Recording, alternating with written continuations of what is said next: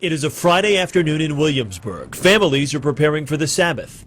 It's a sheltered community known for its devotion to old world values. But some say it's a community with a secret made worse by decades of cover-up and law enforcement that looks the other way. We have a wonderful community, a beautiful community, but we have some of the problems the rest of the world has. The problem is the sexual abuse of children and the failure to report it to authorities.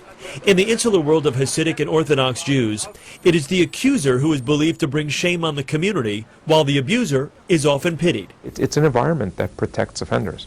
Ben Hirsch runs an advocacy group for victims of sex abuse among the Orthodox. There are a lot of known perpetrators in the community, and they're not being reported. In 2009, the Brooklyn District Attorney set up a special unit to investigate the abuse cases in the Orthodox community. They've made 85 arrests, but the cases are shrouded in secrecy.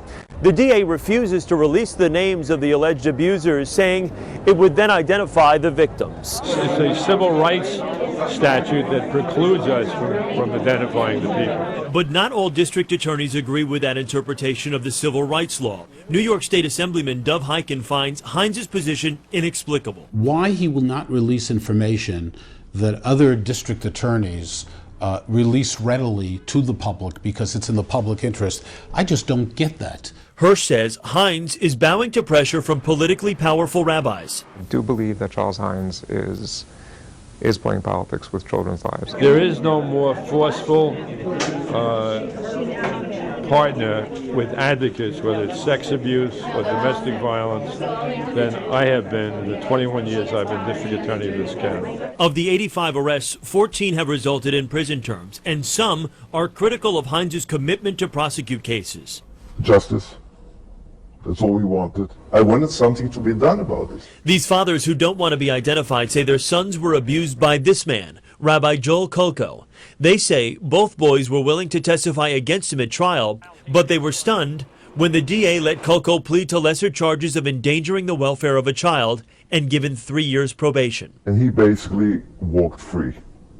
And that's what they wanted. It was shocking. Shocking. It's a shock. You're waiting for justice and it's not been done. But some cases fall apart because families back out.